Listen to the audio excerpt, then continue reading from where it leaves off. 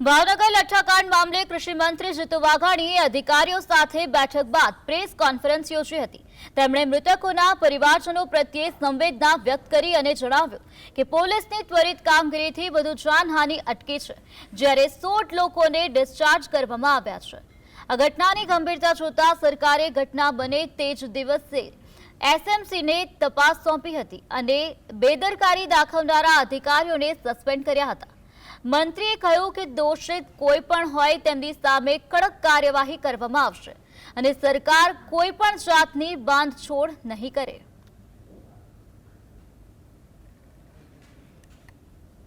આરોપો પુનઃ એકવાર કહું છું, કોઈ કરે છે અને રાજ્ય સરકાર છોડવા માંગતી નથી।